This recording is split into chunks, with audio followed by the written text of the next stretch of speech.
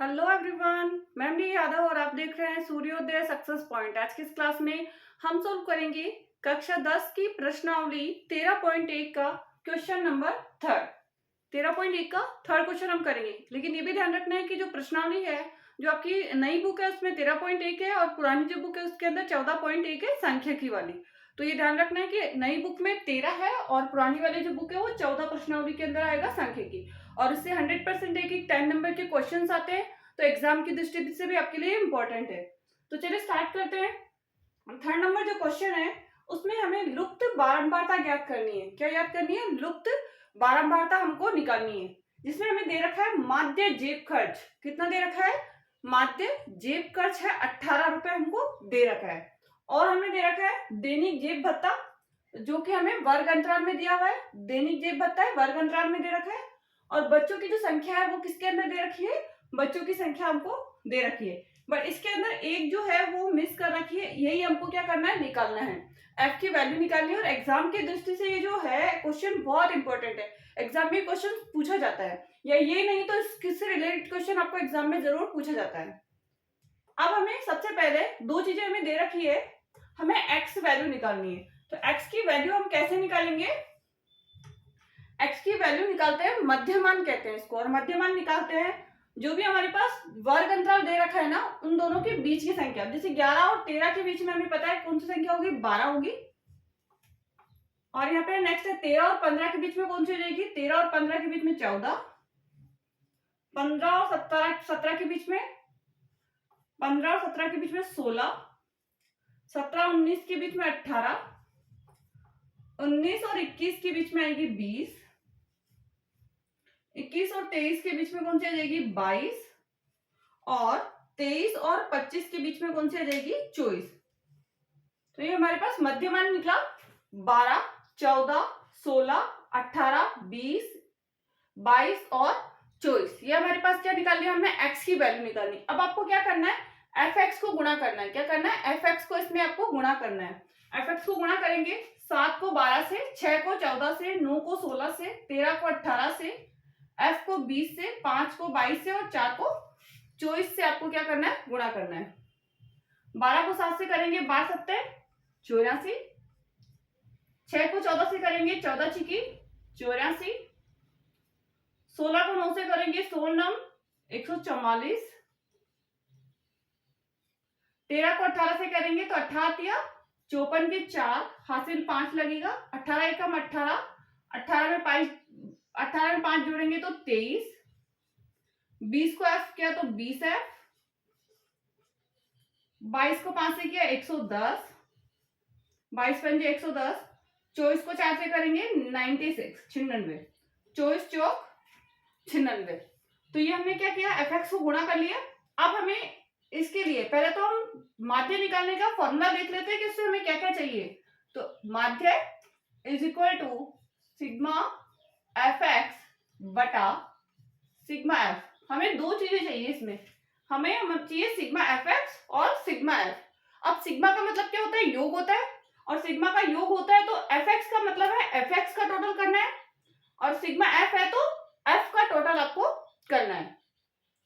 Sigma F x का मतलब कि जो एफ एक्स की जो वैल्यू है ना उसको योग कर रहे हैं, और सिग्मा एफ का मतलब हो गया कि आपको जो एफ की वैल्यू से उसको टोटल करना है। तो टोटल कर लेते हैं। सबसे पहले हम करेंगे एफ की वैल्यू का, जिसे हम क्या कहेंगे? Sigma F.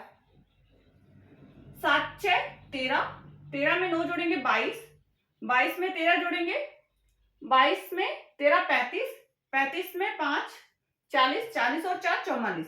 और एफ साथ में है तो हो जाएगा 44 प्लस एफ। क्या हो जाएगा? 44 प्लस एफ। 44 एफ नहीं लिखना है, 44 प्लस एफ आपको लिखना है, ध्यान रखना है। ये आप लिखोगे 44 प्लस एफ, आपको 44 एफ नहीं लिखना है। ये चीज ध्यान रखनी है, गलत हो जाएगा।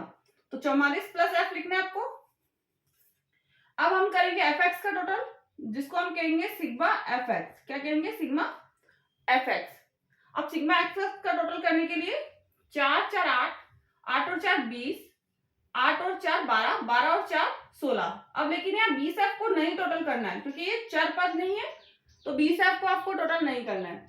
4 4 8, 8 और 4 12, 12 और और 4 16, 16 में हमने 6 जोड़ा तो हो गया 22, 22 का 2 हमारे पास हो जाएगा, हासिल 2, 2 और 8 10, 10 और 8 18, 18 में हमने 4 जोड़ा 22, 22 में 3 जोड़ेंगे 25, 26, 26 में 9 जोड़ दीजिए, 26 में कितना जोड़ना है 9, तो आ जाएगा हमारे पास 35 के 5 और 3 हासिल, 3 और 1 4, 4 और 2 6, 6 और 1 कितना हो जाएगा 7, 752। और ये जो 20f है ना वो प्लस में लिख दीजिए 20f। सिग्मा f की वैल्यू कितनी आई 44 प्लस f और सिग्मा fx की वैल्यू कितनी आई 752 प्लस 20f। अब हमें क्या रखना है यहाँ पर, इसकी वैल्यू रखना है, क्वेश्चन सॉल्व करना है। तो सबसे पहले हमें जो माध्य दे रखा था वो कितना है 18, तो हम लिखेंगे 18 बराबर सिग्मा fx, सिग्मा fx की वैल्यू है 752 प्लस 20f, 752 प्लस 20f बटा सिग्मा f की वैल्यू है 44 प्लस f, 44 प्लस f। अब क्या करना है आपको, इसके नीचे 18 के नीचे कोई भी संख्या नहीं है तो 1 ले लेंगे। अब इसको क्रॉस मल्टीप्लाई करना है, 1 को इससे और 18 को इससे, तो 1 को इससे करेंगे तो 752 ऐसा कैसा आएगा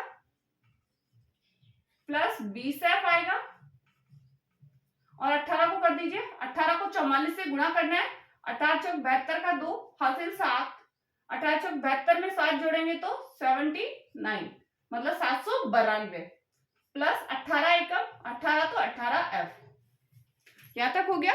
क्रॉस गुणा करना है, 1 को मैंने इससे किया तो सेम संख्या आएगी, 18 को इससे करेंगे तो 792 प्लस 18f, ये हमारे पास आ चुका है। अब क्या करना है, जैसे 20f को इधर ही रखना है आपको,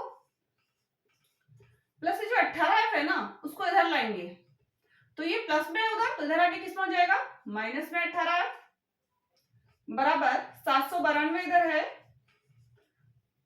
752 को लेफ्ट में राइट में लेके जाएंगे तो क्या आ जाएगा माइनस 752, 20 में से 18 कट कर दीजिए 2 आएगा 2f और 92 में से 52 माइनस करेंगे तो कितना आ जाएगा 40, कितना आएगा 40, 792 में से 752 हम ये लेस करेंगे तो कितना आएगा 40। अब क्या करना है, f है हमारे पास, f ऐसा कैसा लिखा हमने 40 है, ये 40, अब ये जो 2 है ना उसका भाग देना है आपको, 2 का क्या करना है गुणा में है तो भाग में जाएगा और हम f का भाग देंगे तो 2 दूनी 4 तो 2 और 0 का यहाँ पे 0, आंसर क्या हो गया हमारा, f की वैल्यू कितनी आ गई 20, f की वैल्यू कितनी आ गई 20। तो हमारी जो लुप्त बारंबारता है f उसका मान क्या है 20 आ गया। एंड ये जो क्वेश्चन है ना वो एग्जाम में 100% आता है, तो एग्जाम की दृष्टि से भी ये क्वेश्चन इंपॉर्टेंट है। एंड ये क्वेश्चन पूरा आपको समझ में आया तो प्लीज इस वीडियो को लाइक एंड शेयर जरूर कीजिए, चैनल को सब्सक्राइब करना मत भूलिए जिससे कि नेक्स्ट आने वाले वीडियो का नोटिफिकेशन आपको प्राप्त हो जाए। Thank you so much.